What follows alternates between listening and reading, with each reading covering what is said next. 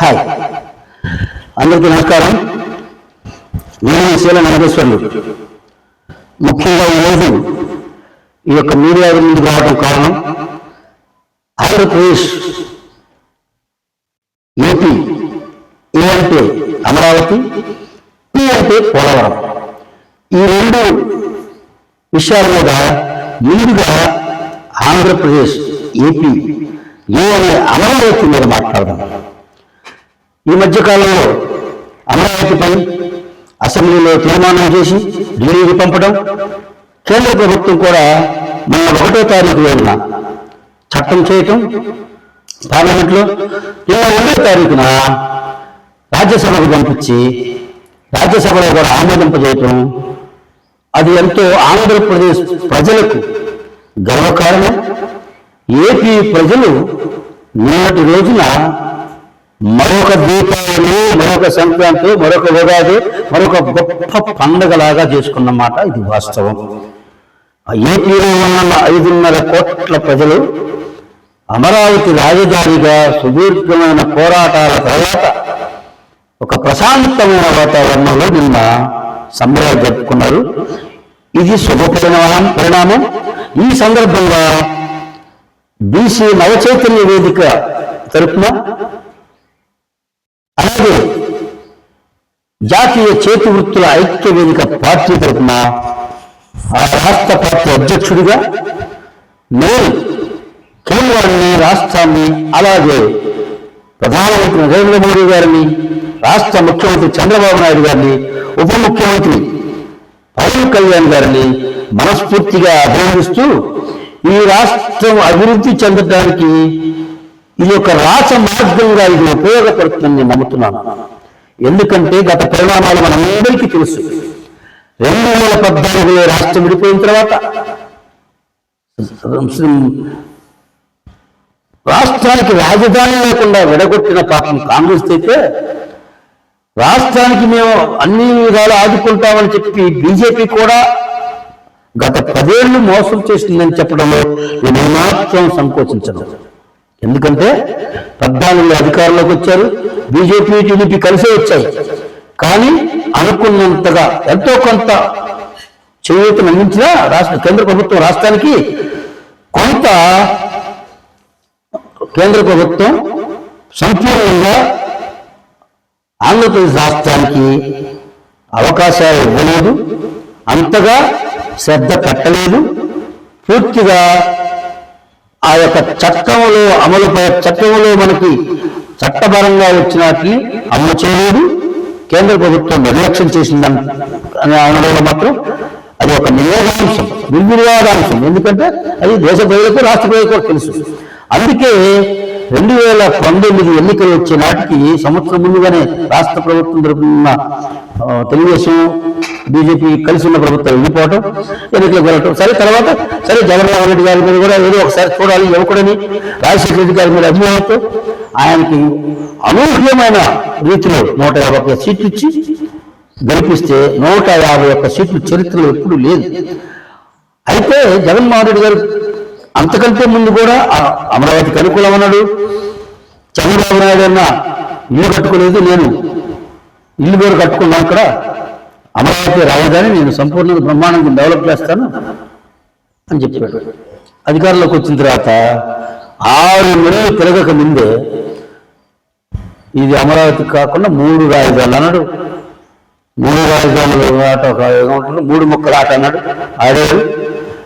చంద్రబాబు నాయుడు మీద కక్ష తీర్చుకుంటున్నాను అనుకున్నాడు. కానీ ప్రజలు బాధపడుతున్నారు. ప్రజల్లో ఈ విజయంగా 3 అంటే ఒప్పుకోరు, ఒక రాజధాని ఉండాలని ప్రజలు కోరుకున్నారన్న సంగతి జగన్మోహన్ రెడ్డికి అర్థం కాల.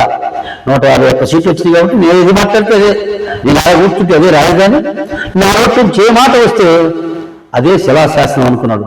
అందుకే ఆయన పరిపాలన అంతా ఇప్పుడు మళ్ళీ మనం చెప్పుకోవాల్సిన అవసరం లేదు. ప్రజలు తీర్పిచ్చారు. ప్రజలకు నచ్చలేదు కాబట్టి 151 సీట్లున్న జగన్మోహన్ రెడ్డిని 11 సీట్లకు పరిమితం చేశారు. అదే మళ్ళీ ఓడించిన చంద్రబాబు నాయుడిని పవన్ కళ్యాణ్, మోడీ గారు ముగ్గురు కలిసి 164 సీట్లు గెలిచి అఖండమైన మెజార్టీతో అధికారంలోకి వచ్చారు. మరి ఇప్పుడు అమరావతికి ఏం ప్రమాదం వచ్చింది, చట్టబద్ధత ఎందుకు చేయాల్సి వచ్చింది అనే దానికి 2 ముక్కలు. ఒకటి, జగన్మోహన్ రెడ్డి ప్రభుత్వం చేసిన అరాచక నికృష్టమైన అకృత్యమైన పరిపాలన, ఉన్న కంపెనీలను తరవేసి చంద్రబాబు మీద కక్షతో రాష్ట్రానికి కంపెనీలు రాకుండా బెదిరించి భయపెట్టి భూములు ఇచ్చిన వాళ్ళ దగ్గర నుంచి ఇనికి లాక్కొని కంపెనీలను ఇబ్బంది పెట్టి కొత్త వాటికి అవకాశాలు ఇవ్వకుండా రాజీ చేశాడు జగన్మోహన్ రెడ్డి గారు. అది కూడా చంద్రబాబు నాయుడిని ఏం చూస్తున్నాను, చంద్రబాబు నాయుడిని తొక్కేస్తున్నాను అనుకున్నాడు, కానీ అది రాష్ట్ర ప్రజలను తొక్కుతున్నాను, ఈ భారతదేశం నుంచి వచ్చే కంపెనీలందరినీ భయపెడుతున్నానని చెప్పి అనుకోరా. కానీ ఒక కంపెనీ రాలేదు, ఉన్న కంపెనీ పోయినా అది వేరే విషయం. ఆయన్ని పక్కన కూర్చోబెట్టారు. మనం అనుకున్నామంటే ఇప్పుడు రాజధానికి ఎందుకు ఇంత అవసరం వచ్చిందంటే 10 ఏళ్ల పాటు కొంతమంది అమాయకంగా ఇప్పుడు గడుగుతున్నారు, కొంతమంది మేధావులు ఉసుగేసుకున్న కుహనాలు వైసీపీ నాయకులు కూడా అడుగుతున్నారు. నేను వైసీపీకి వ్యతిరేకం కాదు, తెలుగుదేశానికి వ్యతిరేకం కాదు, అసలు నేను ఆ పార్టీలో నా సంబంధం లేదు. నేను ఎవరైనా మేము Madhava party, BC Navachaitanya BC సంఘం, జాతీయ చేతి వృత్తుల ఐక్యవేదిక పార్టీ మాది. అయితే మేము హంస లాంటి వాళ్ళం, ప్రజాక్షేమం కోరే వాళ్ళం. హంస అంటే కడివేడు నీళ్ళలో ఒక్క చుక్క పాలు మనం కలిపినా పాలకు పాలు, నీళ్లకు నీళ్లు గుడి తీస్తుంది. అలాగే చంద్రబాబు మంచి చేస్తే మంచి అన్నాం, చెడు చేస్తే దుయ్యబట్టాం, చంద్రబాబు. జగన్మోహన్ రెడ్డి మంచి చేస్తున్నాడు కాబట్టి పాలాభిషేకాలు చేశాం, ఆయన అభినందించాం. ఎప్పుడైతే ప్రజలకు వ్యతిరేకంగా, బీసీలకు వ్యతిరేకంగా, అట్టడుగు వర్గాలకు వ్యతిరేకంగా, ఎస్సీ ఎస్టీలకు వ్యతిరేకంగా, పేదలకు వ్యతిరేకంగా డబ్బులు ఇస్తున్నామని పేరు చెప్పి హక్కులను కాలరాస్తుంటే తిరగబడ్డాం. ఆయన్ను కూడా చీల్చి చెండాగా 11 సీట్లకు పరిమితం చేసింది చంద్రబాబు నాయుడు, మోడీ, పవన్ కళ్యాణ్ కాదు, బీసీ ప్రజలు. ఈ రాష్ట్రంలో 60% ఉన్న బీసీ ప్రజలు, 60% ఉన్న బీసీ ప్రజలు నొక్కి మరీ చెప్తున్నారు. చంద్రబాబు నాయుడు 2019లో ఓడించింది కూడా బీసీ ప్రజలే. దానికి ఒక కారణం ఉంది. బీసీలకు ఆయన 50% లోకల్ బడ్లు వస్తా అని చెప్పి ఇవ్వలేదు.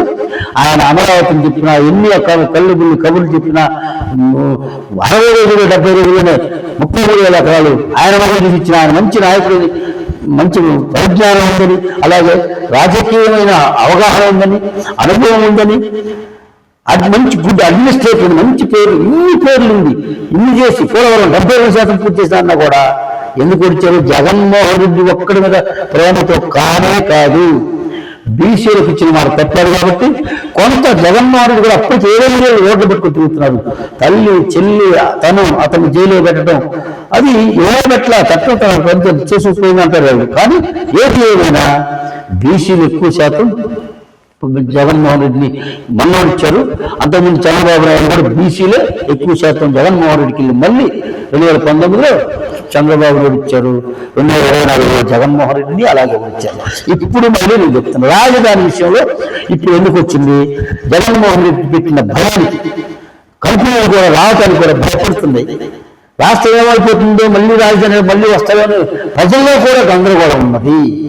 ఈ గందరగోళం మొత్తానికి తెరవేసేందుకు కేంద్ర ప్రభుత్వంతో మాట్లాడి రాష్ట్ర ప్రభుత్వం చేసిన ఈ చర్యలు, ఈ యొక్క పరిణామాన్ని, ఈ యొక్క చట్టం చేసిన విధానాన్ని కూడా మేము సంపూర్ణంగా ఆహ్వానిస్తూ, అభినందిస్తూ కేంద్ర రాష్ట్ర ప్రభుత్వాలకు ధన్యవాదాలు కూడా చెప్తున్నాం. మరి ఇప్పుడు ఇక్కడ ఈ చట్టం అంటే మళ్ళీ జగన్మోహన్ రెడ్డి గారు మొన్న ప్రెస్ మీట్ పెట్టి మళ్ళీ చెప్తాడు ఆయన, మీరు ఏం చట్టాన్ని మేము చేయలేరా? ఇది అసెంబ్లీ చట్టం చేస్తే చట్టాలు కావు, అసెంబ్లీ తీర్మానం మాత్రం చేసిన చట్టం చేయాల. రాష్ట్రానికి సంబంధించిన దానిలో అసెంబ్లీ చట్టం చేయొచ్చు. చట్టాలు తెలియకుండా,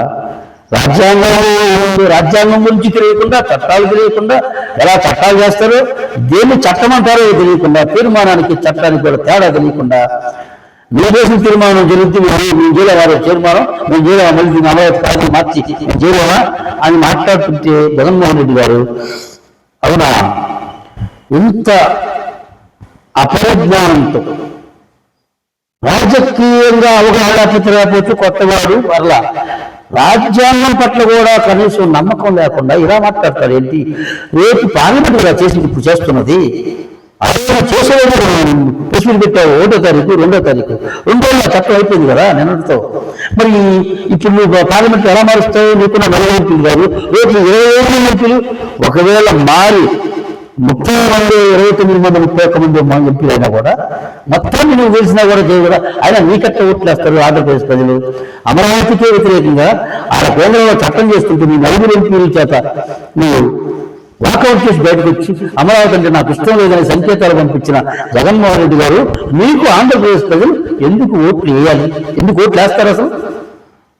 అలాగే చంద్రబాబు నాయుడు శాశ్వతంగా ముఖ్యమంత్రి అట్లా రేపు మా బీసీ పెట్టి రావచ్చు, కొత్త వాళ్ళు వస్తారు, ఎవరో ఒకరు ప్రజలు ఎన్నుకుంటారు. కానీ మీకైతే ఎవరు కదా, ఈ చేసిన దుర్మార్గాలు ఎందుకు వేస్తారు? గత ఎన్నికల్లో మీరు చేసిన అయిపోయింది, ఓట్లు లేదు, 11 సీట్లు లేదు. ఇప్పుడు కూడా మార్చుకోకుండా అమరావతి మీద ఎంత విషయం చెబుతూ అదేమంటే 6 నెలల కింద సంవత్సరం కింద ఒకసారి నేను వీడియో జగన్మోహన్ ప్రెస్ మీట్ పెట్టి చెప్తూ చూశా. ఈ చంద్రబాబు పని పాట లేదు, ఆడందుకు రాజధాని విజయవాడ గుంటూరు మధ్య నాగార్జున యూనివర్సిటీ దగ్గర ఒక 500 ఎకరాలు 400 ఎకరాలు తీసుకుని ఉంది కదా భూమి, అక్కడ కాలేజీ నిద్రపోలేదు అది తీసుకొని అక్కడ ఆయన అనుకుంటున్నా ఆయన కట్టాలనుకుంటున్న 4 బిల్డింగ్లు కట్టి సరిపోతుంది కదా. అంటే రాజధాని అంటే నువ్వు ఋషికొండలో కట్టిన ఆ బిల్డింగ్ ఒకటి అనుకుంటున్నావా? రాజధాని అంటే 4 బిల్డింగ్లు అనుకుంటున్నావా? హైదరాబాద్ ఏ రకంగా అభివృద్ధి చెందిందో గత 2-3 దశాబ్దాలలో మన కళ్ళ ముందు చూసాం కదా. ఎన్ని రాజధాని అంటే అక్కడికి ఎన్ని ఏళ్ళు పడుతుంది? అరే రాజధాని అంటే 4 బిల్డింగ్లు జరగచ్చు అడగవచ్చు అని చెప్పి అప్పుడు సంవత్సరం 6 ఏళ్ల ముందు. ఇప్పుడు మచిలీపట్నం, విజయవాడ, గుంటూరు కలిపితే పెట్టేసుకోండి రాజధాని మేము ఎంపీలు గవర్నర్గా ప్రాంతి. అంటే గత ప్రభుత్వం మొదటి ప్రభుత్వం అంటే 2 కనుక 2.0 ప్రభుత్వం వస్తుంది, అప్పుడు రప్పరప్పాలిస్తామని చెప్పి గత సంవత్సర కాలంగా మీరు తిరుగుతా ఉన్నారు. మీ జనాలతో చెబుతున్నారు, మీ నాయకులతో కార్యకర్తలతో చెప్పిస్తా ఉన్నారు, రప్పరప్ప కత్తులతో నవ్వుతా ఉంటున్నారు. ఇప్పుడు ఇది కూడా రాజధాని అంటే అమరావతి కాదు, ఇదిగో నేను అనుకున్న మాది గన్ రాజధాని, మా జగన్ రాజధాని, మా జగన్ రాజధాని అంటే మీకు మీరే ఊహించుకొని ఏ రాజధాని అనుకుని ఈ రాజధానికి మీరే ముఖ్యమంత్రిగా భావిస్తూ మా రాజధానికి మావిజన్ జగన్ జగన్ జగన్ అని ఇలా చెప్పుకోవటానికా? ఎంత విచిత్రం అండి. మీరు ఒక ముఖ్యమంత్రిగా చేశారు, ప్రతిపక్షాలను ప్రతిపక్ష పార్టీలుగా ఉండి ప్రతిపక్షాలను కూడా విమర్శించాల్సిన పరిస్థితి వస్తుంటే మాకు కూడా మాట్లాడాలంటే కూడా ఇంట్రెస్ట్ లేకుండా పోతుంది. మీకు ఇచ్చే సలహాదారులు కూడా ముఖ్యంగా మార్చుకుని తక్షణం నా మాట విని అలా పార్లమెంటు సాక్షిగా 11 పార్టీలు మిగతా సభ్యులందరూ అమరావతి రాజధానికి చట్టబద్ధతకి సంపూర్ణ మద్దతు ఇస్తే మీ యొక్క పార్టీ 4 మంది ఎంపీలు మాత్రమే దాన్ని వ్యతిరేకించి బయటకు ఇచ్చి వాకౌట్ చేసి బయటకు వచ్చారంటే నేను ఈ రాష్ట్రం మీద విషం చిమ్ములుగా ఏమవుతుంది? మరి ఏమనాలి మిమ్మల్ని? గతంలో మిమ్మల్ని విమర్శించిన వాళ్ళందరినీ మీరు విమర్శించారు, ఇప్పుడు కూడా విమర్శిస్తారు, మా ఓటర్లు కూడా విమర్శిస్తారు. అవసరమైతే మీరు మళ్ళీ అధికారంలోకి వస్తే మా ఓటర్ల మీద కూడా కేసులు పెట్టుండి. కానీ నిజాలు మాట్లాడకుండా ఎలా ఉంటాం? ధర్మం మాట్లాడాలి కదా, రాజధాని కావాలి కదా, ఈ రాష్ట్రానికి యువతకు ఉద్యోగాలు కావాలి కదా. మీరు అధికారంలోకి రావడానికి 2014-19 మధ్యలో అసలు ప్రతి జిల్లాని ఒక రాజధాని చేస్తాం, ప్రత్యేక హోదా కేంద్రం మరణానికి తీసుకొస్తాం, ప్రతి విద్యార్థికి ఉద్యోగాలు ఇస్తామని చెప్పి కాలేజీల్లో కూడా మీటింగ్లు పెట్టి మీరు చెప్పారు. అధికారంలోకి వచ్చిన తర్వాత ఆ ప్రత్యేక హోదాని అటకెక్కించారు, ఆ మాట ఊసే ఎక్కడ. మళ్ళీ ఇప్పుడు రాజధాని విషయం మీద పడ్డారు, రాజధాని విషయం కూడా ఊసేస్తారు. ఇక కానీ నేను తెలుసుకోవాల్సింది ప్రజలకు ఏమి కావాలో తెలుసుకొని ప్రజలతో మమేకమై కలిసి ప్రభుత్వాల మీద పోరాడిన వాడు నాయకుడు అవుతాడు, ప్రతిపక్ష నాయకుడు కూడా అవుతాడు, రేపు అధికార పక్ష నాయకుల్లోకి వెళ్తారు, అధికారంలోకి వస్తారు. మీరేంటి అసెంబ్లీకి వెళ్ళరు, ఎమ్మెల్యేలకు గెలిచారు 11 మంది, ఒక్కళ్ళు అసెంబ్లీకి వెళ్ళరు, సంతకాలు పెట్టి ఓపెన్ మీద మాత్రం వెళ్తారు. అది జీతాల కోసం దేనికోసం మాకు తెలియదు.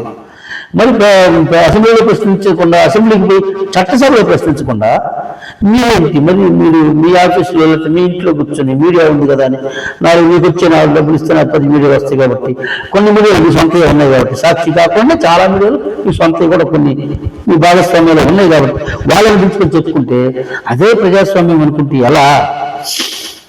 మిమ్మల్ని చట్టసభల్లో అడుగు పెట్టకుండా ఈ రకంగా ఉండేవాళ్ళని పొద్దున మళ్ళీ ప్రజలు ఎందుకు గెలిపించారు, మా ప్రజలకు ఒక క్లారిటీ ఇవ్వండి. ఇవాళ మీరు చట్టసభలో మేము వెళ్ళాం, మాకు ప్రతిపక్ష హోదా ఇస్తే వెళ్తా అన్నారు. రేపు కూడా ప్రతిపక్ష హోదా ఇస్తే ఇప్పుడు వస్తా అన్నారు. రేపు ప్రతిపక్ష హోదా ఇచ్చే ముఖ్యమంత్రి ఇస్తే వస్తాను అసెంబ్లీకి, నేను ప్రతిపక్ష హోదా ఏదో ఉంది, నాకు సంపూర్ణమైన సహాయం సీట్లు ఇచ్చినప్పుడు రేపు ఒక 40, 50, 30 అవి వస్తాయో నాకు తెలియదు కానీ చెప్తున్నా, ఉదాహరణకు అంటున్నా. రేపు పొద్దున ఒక 30, 40, 20 సీట్లు వస్తాయి అనుకున్నాం. లేదా అధికారం దాకా వచ్చి 4 సీట్లు తగ్గినాయి, అధికారం రాలేదు. నేను బాబు వాళ్ళని పాలించుకుని మళ్ళీ 5 ఏళ్ళు అని అంటారా? మరి ప్రజలు ఎందుకు వేయాలి మీ ఓట్లు? అదేదో వాళ్ళకో నెలకు వేసుకుపోయింది కదా, ఇది ప్రజలు ఆలోచించరా? కాబట్టి ప్రతిపక్షానికి కూడా సలహా ఏంటంటే, రాజధాని మీద మాత్రం విషయం చెమ్మకండి. అమరావతి రాజధాని మీరు కదిలించలేరు. వీరే కాదు చట్టం మళ్ళీ కేంద్రం మార్చే, కేంద్రం తెలుసుకుంటే ఇక్కడ అసెంబ్లీ తీర్మానం చేసి మళ్ళీ కేంద్రంలో చట్టం చేయాలి. ఇప్పుడు అధికార ప్రతిపక్షాలు కేంద్రంలో ఉన్న కాంగ్రెస్, బీజేపీ రెండు కలిసి ఎన్డీఏ కూటమి, ఇండియా కూటమి రెండు కలిసి కదా ఇప్పుడు తీర్మానం నిన్న మనం చేసింది. ఇది మీరు మళ్ళీ అంత అవకాశం ఇప్పుడు వచ్చింది, మళ్ళీ ఒక రాజధాని మాత్రమే అవకాశం వచ్చింది. ఇది చరిత్రలో లిఖించబడే రోజు నిన్నామన్నా. ఎందుకంటే పార్లమెంట్లో ఆఖరికి మన రాష్ట్రం విడిపోయే, తెలంగాణ ఆంధ్ర విడిపోయినప్పుడు కూడా వ్యతిరేకంగా ఉన్నారు. రెండు పార్టీలు కలిసినట్టుగా ఉన్నా కూడా ఎక్కువ మంది వ్యతిరేకించారు. గొడవలు జరిగింది, పార్లమెంట్ రచ్చరచ్చ అయిపోయింది, ఇవన్నీ రకరకాల ఎన్ని కొట్టుకుని గందరగోళం చేశారు.